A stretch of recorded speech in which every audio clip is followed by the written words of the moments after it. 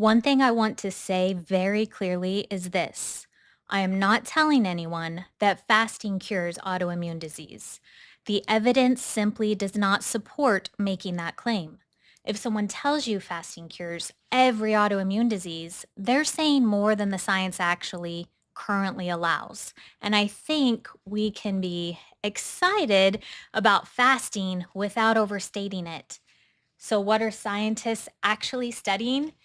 They're asking whether fasting may influence some of the biological processes involved in autoimmune conditions.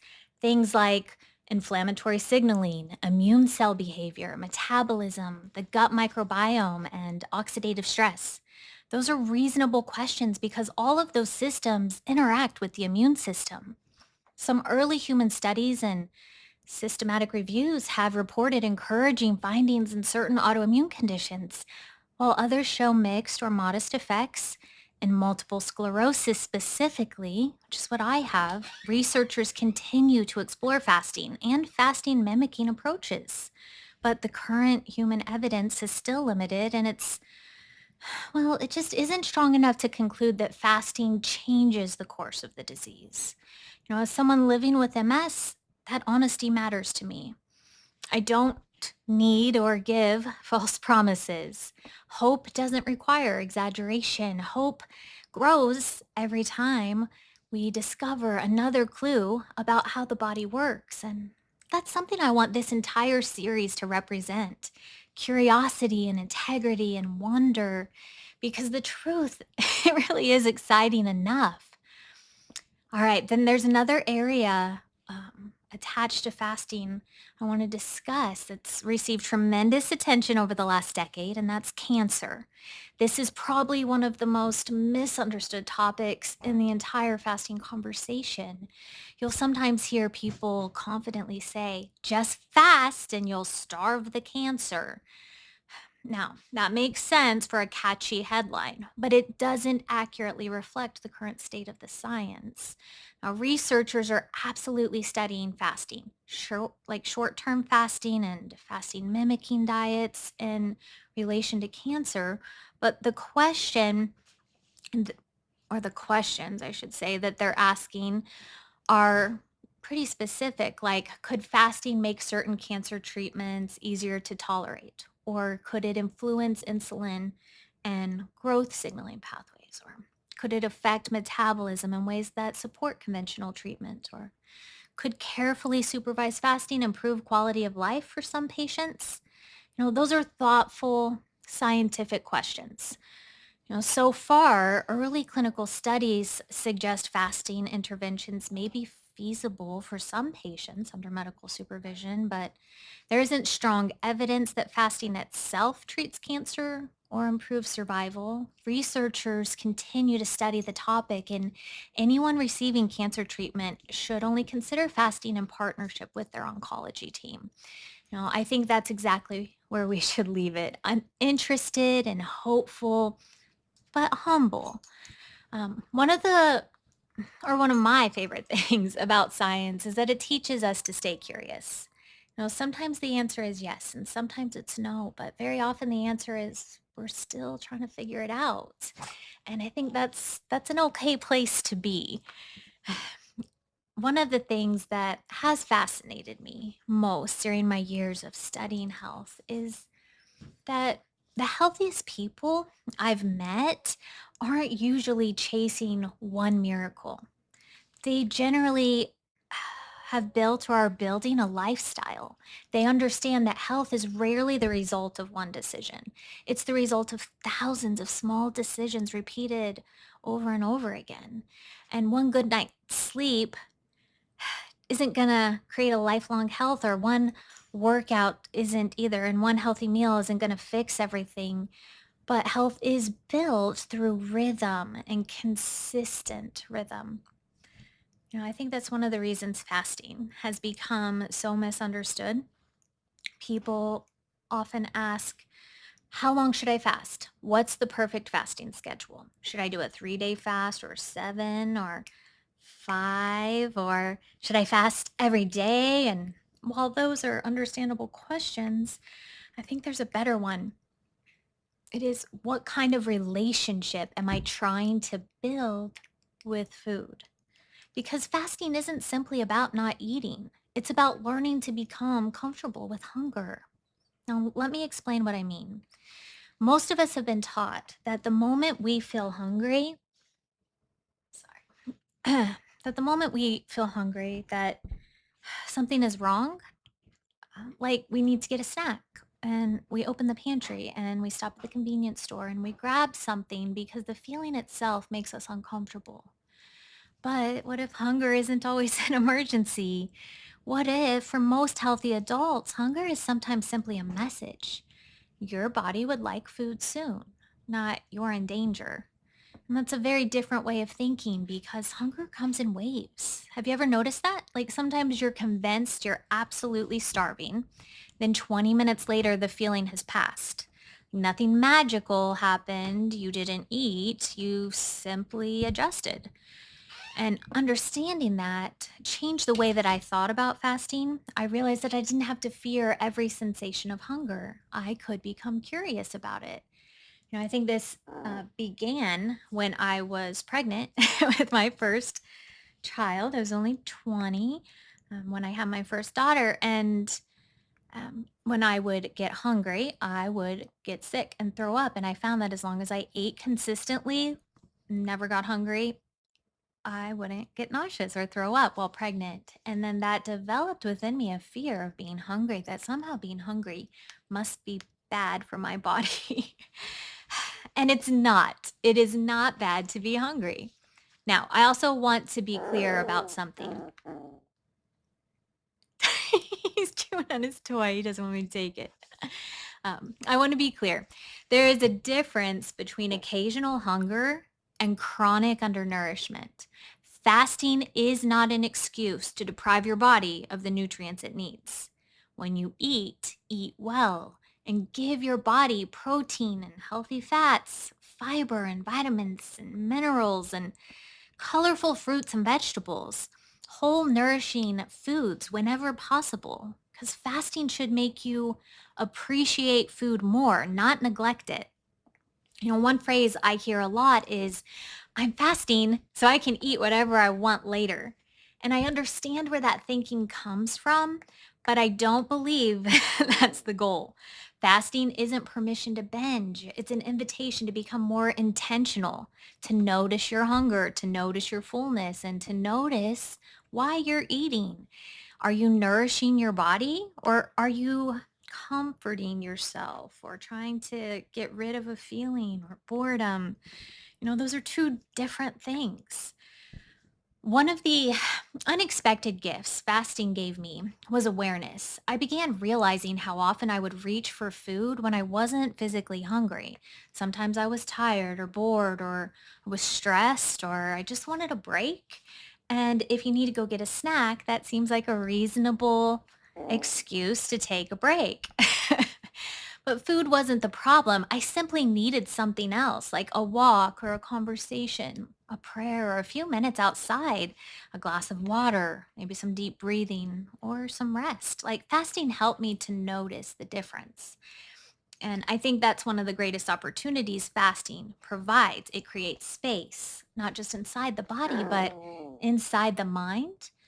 When we remove one of the constant rhythms of modern life, the constant pursuit of the next meal, we suddenly have room to notice other things, like our thoughts or our habits, our emotions or gratitude or our dependence on God or lack thereof. It's interesting. I'll go in his little bag. Throughout history, fasting has almost never existed by itself. Like people fasted and prayed, people fasted and reflected, people fasted and repented, and people fasted and sought wisdom. People fasted and used it as an opportunity to give generously. It was never just about skipping meals. It was about making room for something greater. In my church, we do fasting as a church congregation, and we do it regularly.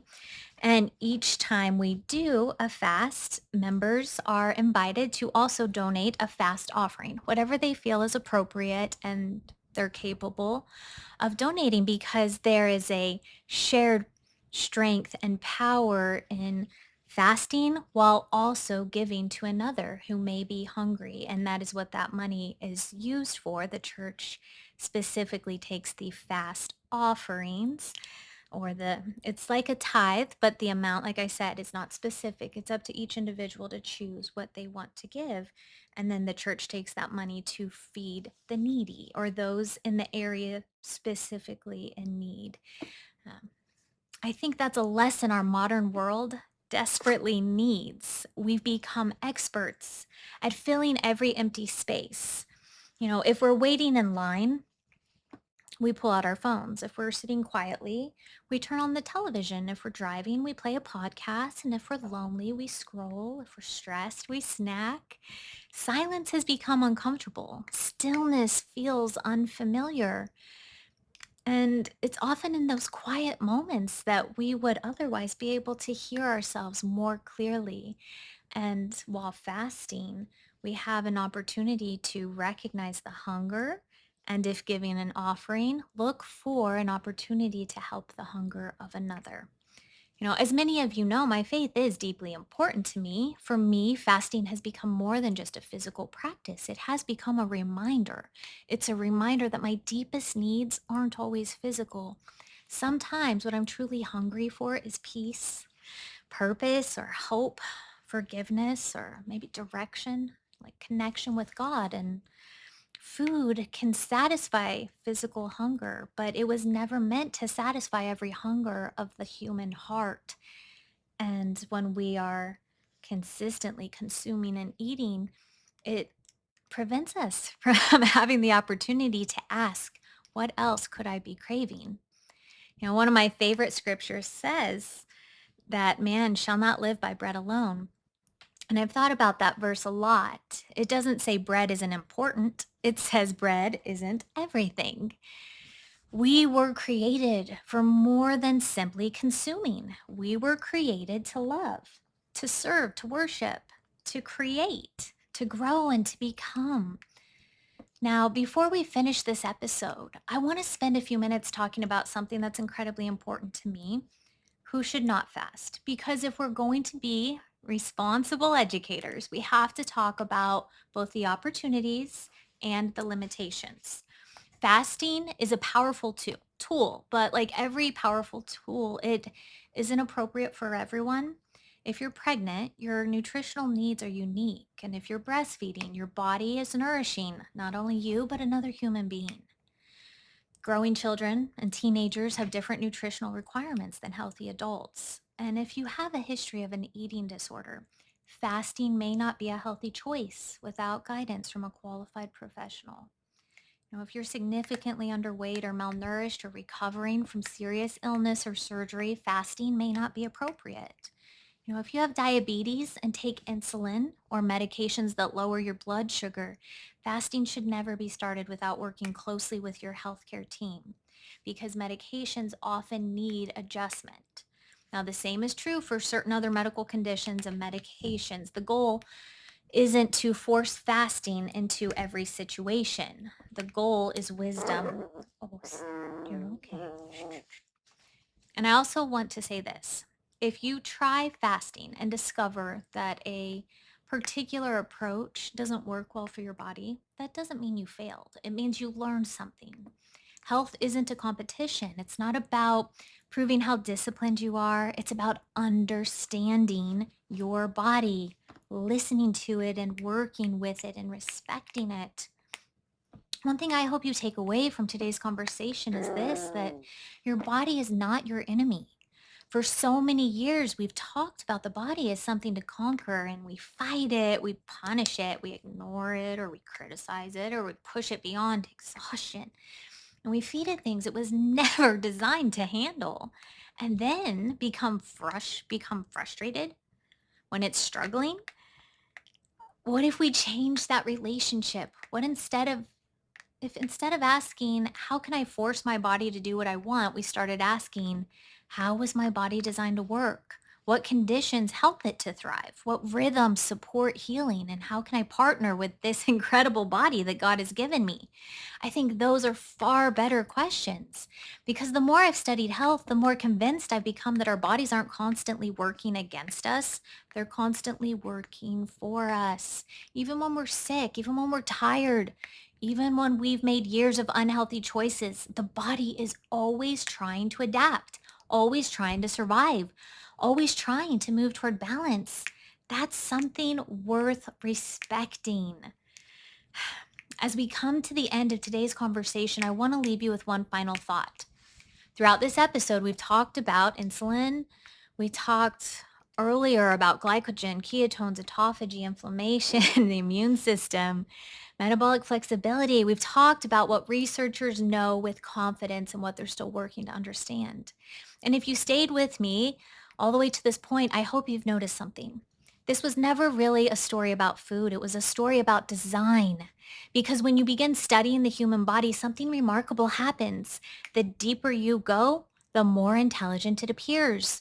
Your heart has been beating faithfully every second we've been together today. Your lungs have continued bringing oxygen to every cell. Your liver has continued processing nutrients. Your kidneys have continued filtering your blood, and your immune system has continued protecting you. Even while you were simply just sitting there and listening, you didn't have to tell your body to do any of those things. It already knew. And that's incredible. One of the greatest lessons that fasting has taught me is that health isn't something we force. It's something we often support. Our bodies are already trying to heal, already trying to repair, already trying to maintain balance, already trying to keep us alive. Sometimes the greatest gift we can give ourselves isn't another supplement or another gadget or another complicated health hack. Sometimes it's simply creating the conditions that allow the body to do what it was designed to do. I also want to leave you with something equally important. Please don't walk away from this episode thinking fasting is the answer to everything. It isn't. Fasting won't replace quality sleep. It won't replace meaningful relationships. It won't replace movement or lack thereof. It won't replace nourishing food. It won't replace managing stress. It won't replace spending time outside. It won't replace your faith. It won't replace appropriate medical care. Health has never been built on one habit. It is built on many health rhythms working together. And I actually think that's one of the biggest mistakes our culture is making. So we're constantly looking for the one thing, the one supplement, the one diet, the one exercise, the one biohack, the one secret. But the body doesn't usually work that way. Health is more like an orchestra. Nutrition matters. Sleep matters. Movement matters. Sunlight matters. Grounding, connecting with the earth, it matters. Relationships and purpose, faith, rest. And yes, fasting can be one beautiful instrument in that orchestra, but it was never meant to play the entire symphony. It just wasn't. It can't do it on its own. It's about trusting the incredible design of your body. And as I continue studying health, one conviction becomes stronger every year. I don't believe our bodies were designed to fail. I believe they were designed to survive, to adapt, to protect us, to recover when they can. And that doesn't mean we never become sick. It doesn't mean every disease can be reversed. It doesn't mean life is always fair. But it does mean that our bodies deserve our respect. They deserve our patience. They deserve our partnership, and perhaps they deserve a little more trust than we've given them. As many of you know, this series is called The Fasting Project. Not because I think fasting is a miracle, but because I believe fasting opens the door to something much bigger. It invites us to slow down, to become more intentional, to pay attention, and to rediscover rhythms we've largely forgotten. To appreciate food and to appreciate our bodies again, and for me personally, to draw closer to God. My hope is that every episode in this series helps you better understand not just fasting, but the incredible wisdom woven into the human body. We're going to continue exploring metabolism, nutrition, hormones, movement, sleep, stress, healing, and the science that helps us better understand all of it because I truly believe we're only scratching the surface. If today's episode encouraged you or helped you understand fasting in a new way, I'd love to invite you to be a part of this journey. Please comment below and share with me what you have done with fasting. Have you already tried? What successes and struggles have you run into? Subscribe so you don't miss the next episode of the Fasting Project because we're just getting started. And if you know someone who's been curious about fasting or maybe someone who's overwhelmed by all the conflicting health advice online and you want them to see some clarity, would you please consider sharing this video with them?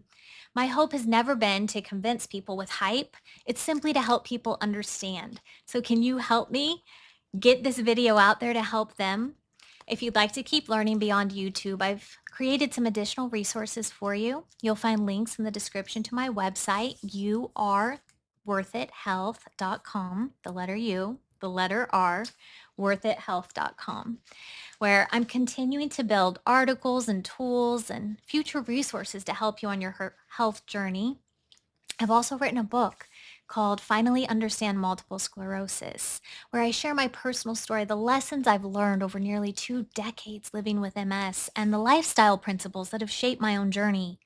If that sounds helpful, you'll find a link for that in the description below. You can get it on Amazon in ebook, paperback, or hardback. And whether you visit the website, read the book, or simply keep showing up here each week, thank you. Thank you for trusting me with your time. I know it's one of the most valuable things that you have. So until next time, take care of yourself, take care of the people you love, and be curious. Keep learning. Trust the incredible body you've been given. And remember, you really are worth it. I'll see you in the next episode of the Fasting Project. Until then, be well.